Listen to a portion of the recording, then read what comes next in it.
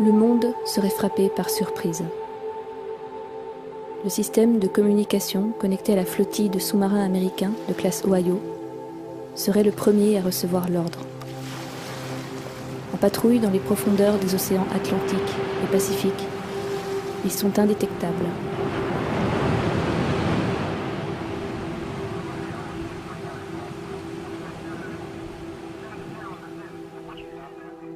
Sur les 18 sous-marins, 14 sont équipés de 24 missiles Trident chacun, Trident 1 et Trident 2.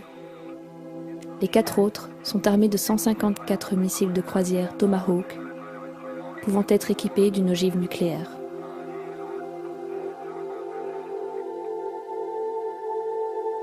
L'ensemble de la flottille représente la moitié de l'arsenal thermonucléaire des États-Unis. Un seul missile Trident 2 peut contenir jusqu'à 8 ogives nucléaires, embarquées sur un engin à multiples têtes nucléaires indépendantes, appelé MIRV. Une seule ogive W88 libère l'équivalent de 475 tonnes de TNT. Dans le cas d'un déploiement total, les États-Unis ont la capacité de lancer environ 400 missiles, équipés de 6 à 8 ogives chacun.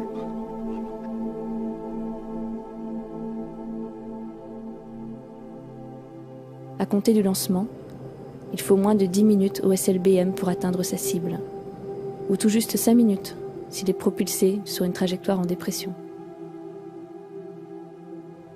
Cela ne laisse que peu de temps pour réagir.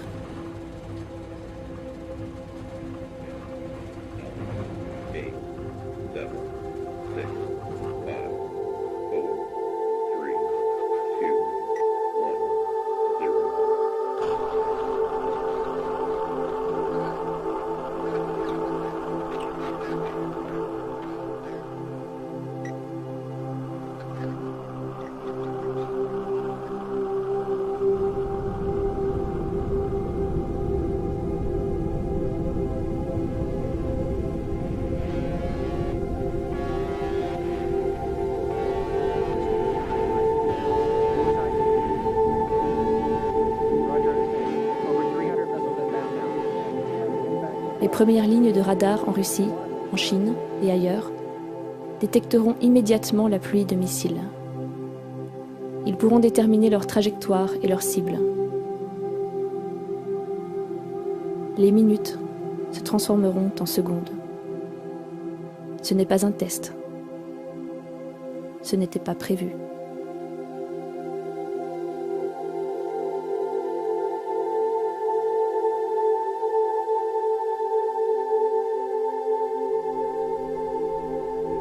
Les systèmes de contrôle et de commande de l'arsenal nucléaire russe, établis sous l'ère soviétique, ne laissent que peu de temps pour écarter ou pour retarder une riposte totale.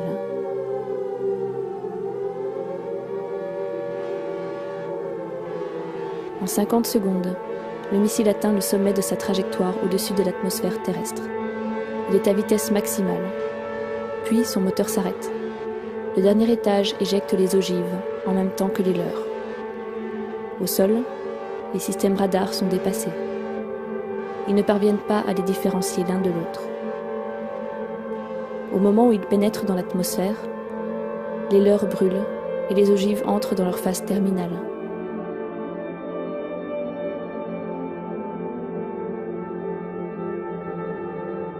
Il leur faudra moins de 180 secondes pour atteindre le sol.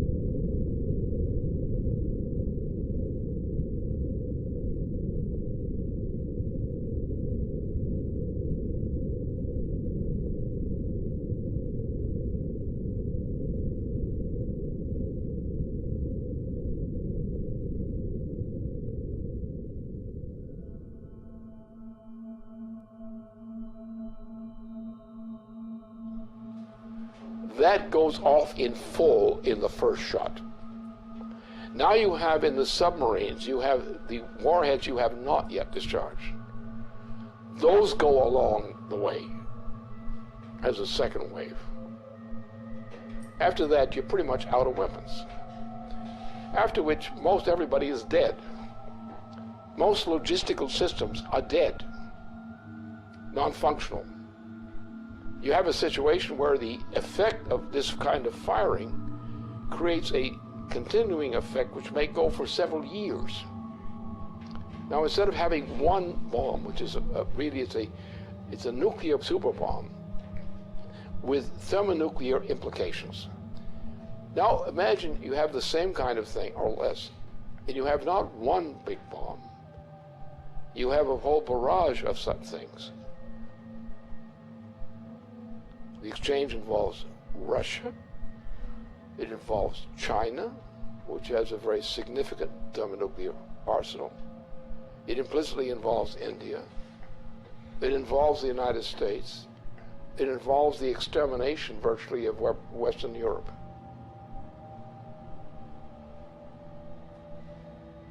And this is what Obama represents.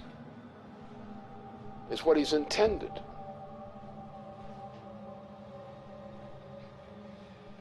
This is the end of civilization.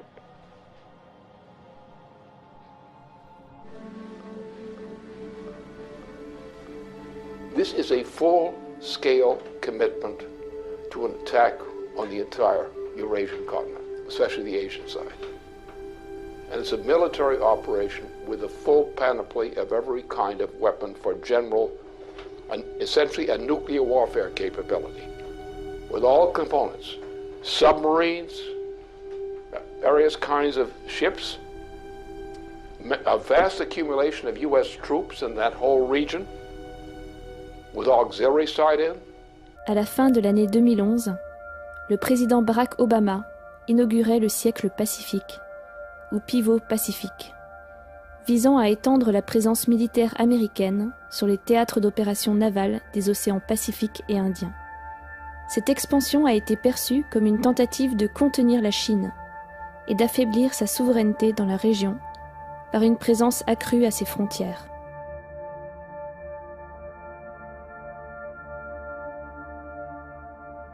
Le rééquilibrage d'Obama vers le Pacifique implique des plans dont la mise en œuvre est prévue au cours des prochaines années pour établir à Singapour 4 frégates de combat en zone littorale, offrir aux États-Unis un meilleur accès à la base navale australienne de Perth et porter à 2500 le nombre de soldats stationnant à Darwin. Des plans existent également pour porter à 28 500 le nombre de soldats en Corée du Sud, renforcer les troupes sur l'île de Guam, dans les Philippines, au Japon, et pour maintenir le déploiement actif de ces porte-avions.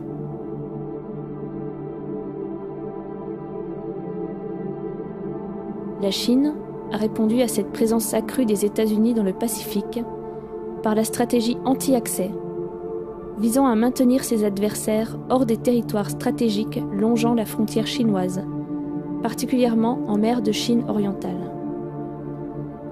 De plus, la stratégie pacifique des États-Unis prévoit également la mise en place d'un bouclier antimissile en Corée du Sud, au Japon et en Australie, faisant face à l'Asie et au Moyen-Orient. En réponse à ce qui est vu comme une course à l'armement, la presse chinoise a indiqué qu'afin d'assurer sa sécurité, la Chine allait accroître son arsenal nucléaire et développer des sous-marins d'attaque nucléaire équipés de missiles balistiques capables de détruire les systèmes de boucliers antimissiles américains.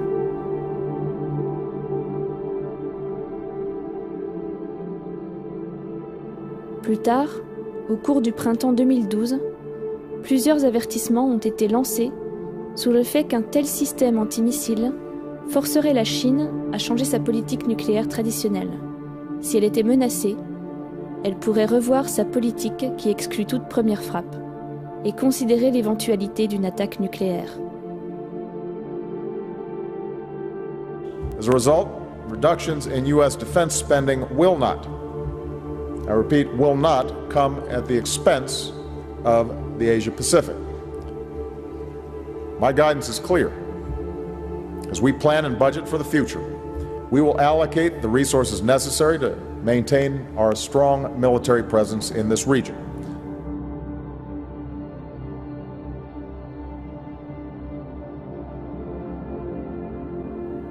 Depuis son investiture en 2009, l'administration Obama a accéléré la mise en place du bouclier antimissile en Europe, malgré la proposition russe de développer conjointement un système équivalent. En mai 2012, l'OTAN a déclaré que la phase 1 du bouclier était opérationnelle.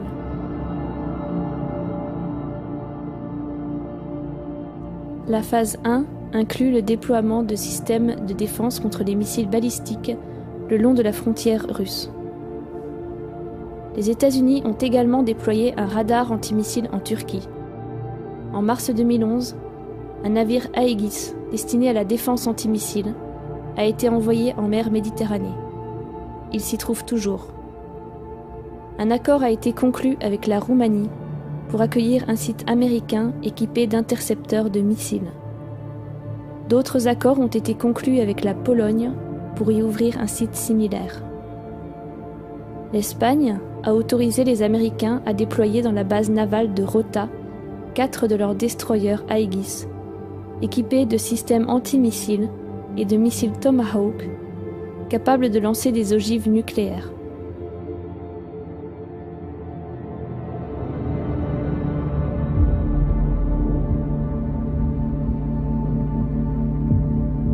En réponse à l'inauguration de la phase 1, Nikolai Makarov, le chef d'état-major des forces armées russes, a averti que bien que la coopération entre la Russie et les États-Unis pour un système antimissile commun était une option tout à fait envisageable, la construction d'un bouclier antimissile aux frontières de la Russie était perçue comme une provocation et une atteinte à la sécurité russe.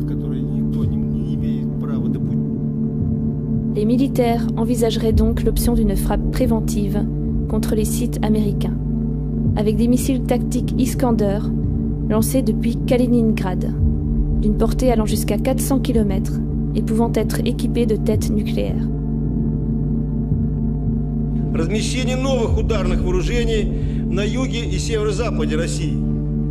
Для огневого поражения комплексов противоракетной обороны, включая развертывание ракетного комплекса «Искандер» в Калининградской области, представляет собой один из возможных вариантов разрушения инфраструктуры ПРО в Европе.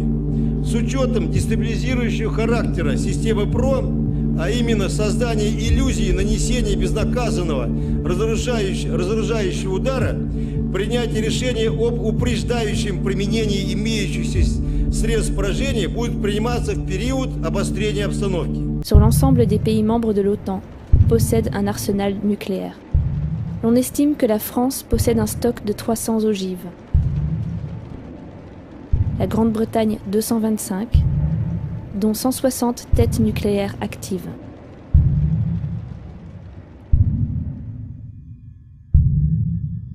Ce sont ces trois pays, la Grande-Bretagne, la France et les États-Unis, qui, après avoir collaboré pour éliminer le chef d'État libyen, se montrent les plus déterminés à mettre fin au régime de Bachar el-Assad, quitte à franchir la ligne rouge tracée par la Russie.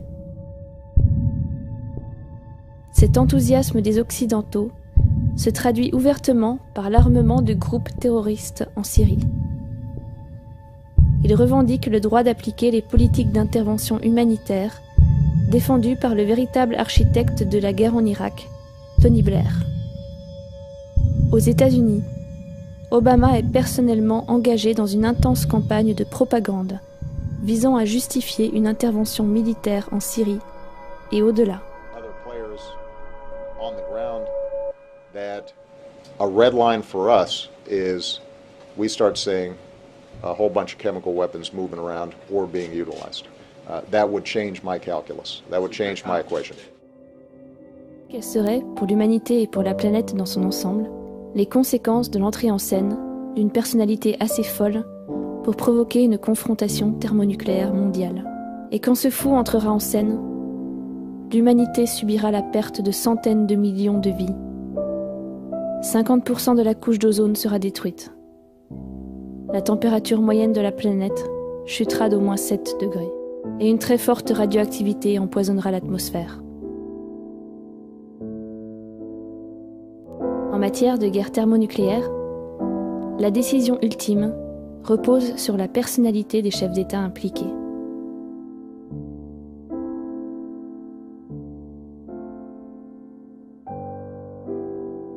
Le choix des Américains d'être dirigés par Dwight Eisenhower a permis, grâce à sa gestion de la crise de Suez, d'éloigner la menace d'une escalade inévitable vers la guerre nucléaire.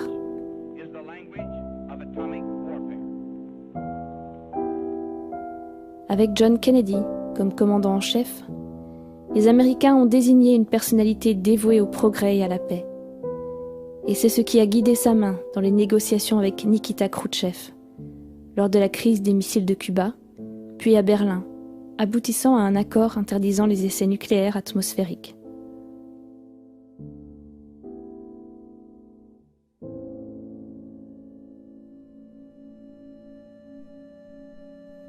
Aujourd'hui, les Américains ont choisi Barack Obama, qui dès le début de sa présidence mettait déjà en mouvement les instruments susceptibles de déclencher un holocauste nucléaire mondial.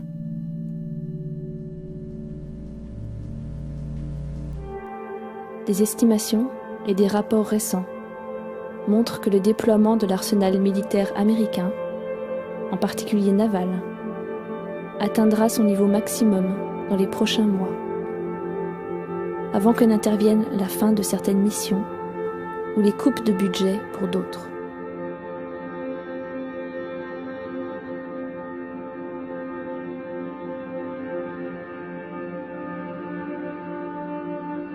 Si une attaque devait être lancée, ce serait maintenant, dans les prochains mois. Si une attaque devait être empêchée, ce serait maintenant.